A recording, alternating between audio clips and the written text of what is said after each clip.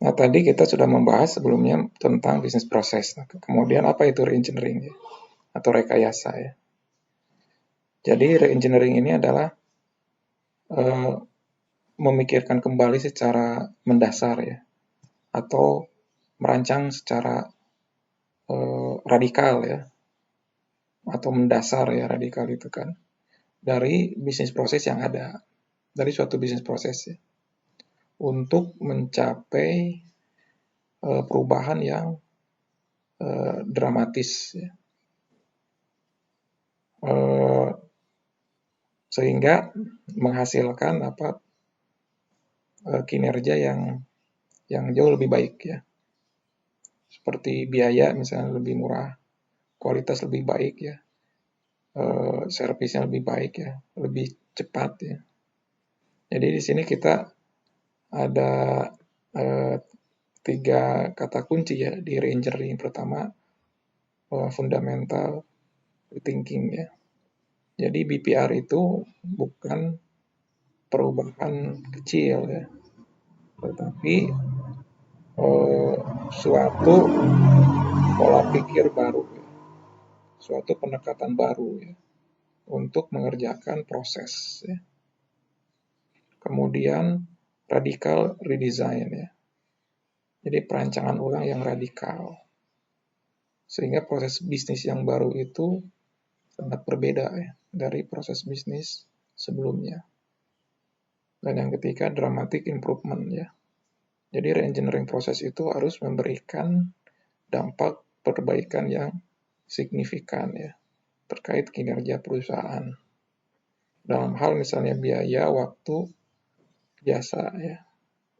Nah, ini adalah reengineering ya. Nanti kita akan membedakan dengan improvement ya.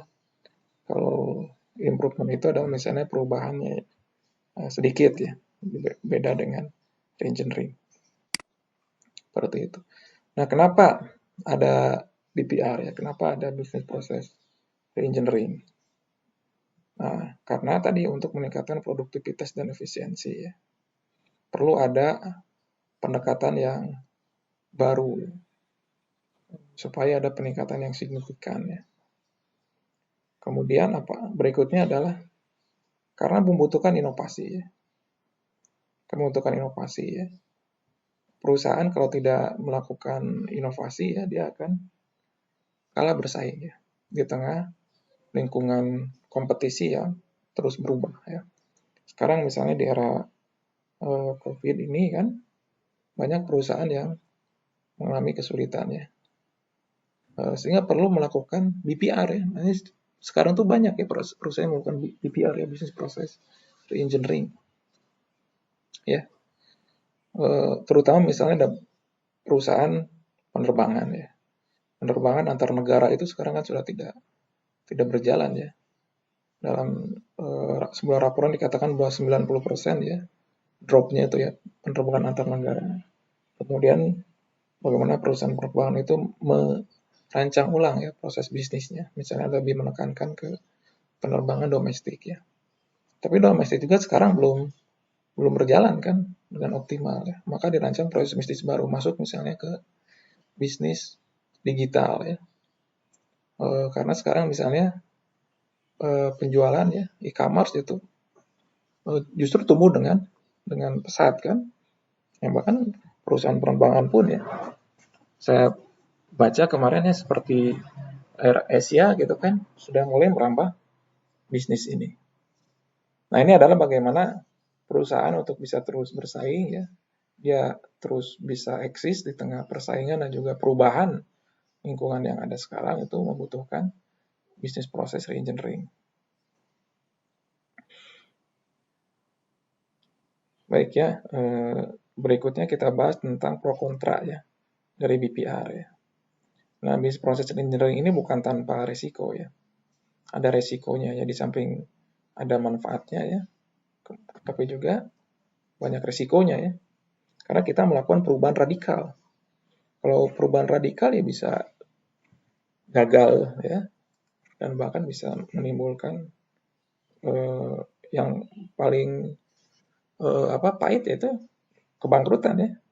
kalau gagal melakukan BPR, dan itu terjadi ya di beberapa perusahaan ya, mengalami kerugian yang sangat besar ya. Ini karena tadi kan potensi kegagalannya tinggi, waktu yang dibutuhkan lama ya, kemudian membutuhkan juga biaya ya, waktu ya, kemudian perubahannya juga bisa jadi ada resisten ya.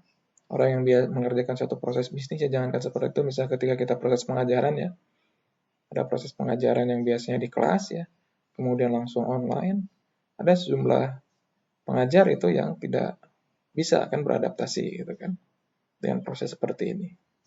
Nah, jadi memang ada resistensi ya dengan kebiasaan-kebiasaan baru. Ya, kita sekarang wajib gitu kan menggunakan masker kan, juga masih banyak yang belum menggunakan ya, kalau misalnya bepergian keluar atau ketemu dengan banyak orang. Karena memang ada resistensi ya untuk menjalankan sebuah kebiasaan baru. Ya, walaupun tadi ya keuntungannya juga banyak ya, yang intinya bisa memberikan perubahan yang radikal, peningkatan signifikan dari kinerja perusahaan ya, dan kemudian membuat perusahaan untuk bisa terus bersaing dan berinovasi ya. Baik ya, kemudian ini adalah alasan-alasan ya kegagalan dari implementasi bisnis proses reengineering ya. Jadi kalau kita simpulkan seperti ini ya, terlalu banyak analisis di awal ya. Ya sama mungkin ketika misalnya analisis banyak itu kan ternyata tidak jalan-jalan ya ke proses berikutnya ya, sehingga BPR-nya tidak berjalan. Kemudian kurang melibatkan orang-orang ya. Kemudian ya yang melakukan proses BPR itu bukan orang yang paham ya, atau paling yang terbaik di perusahaan ya. Kemudian perubahannya sedikit ya, bukan perubahan yang radikal ya, bukan perubahan yang signifikan. Jadi sebenarnya tidak dari desain di situ gitu. Kemudian ngikut resep yang sudah ada. Jadi kan ada BPR yang sudah sukses, itu di copy paste ya. Padahal ini bisa jadi berbeda ya, karena setiap perusahaan memiliki konteks ya yang berbeda ya, dan memiliki keunikan.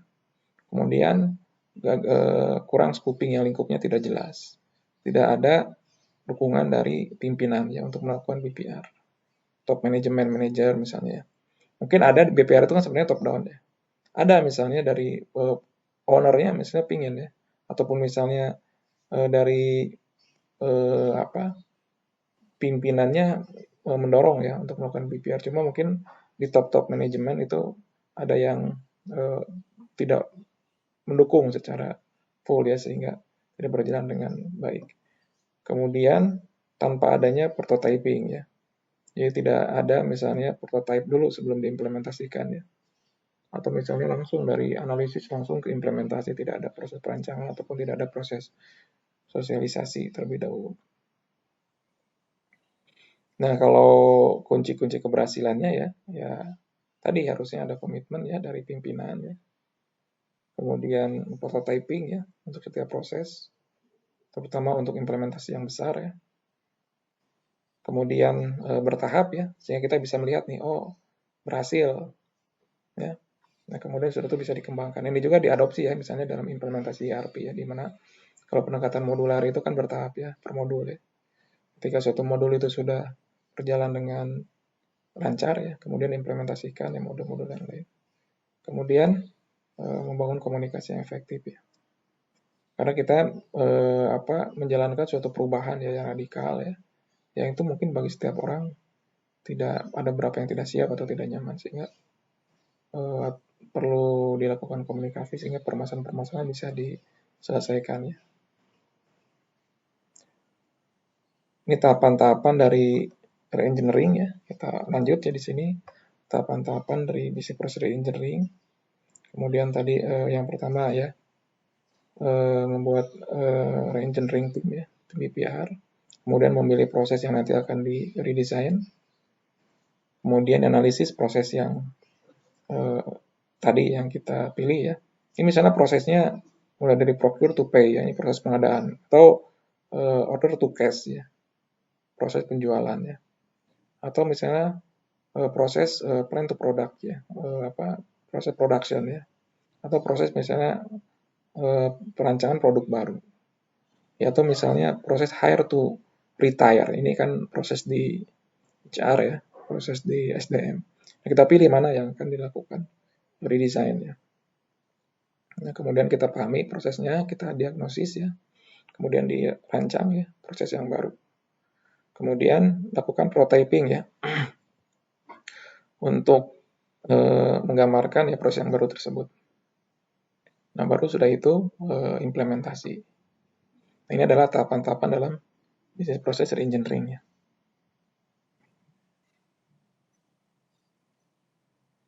Baik, itu mungkin. Silakan kalau ada yang ditanyakan terlebih dahulu.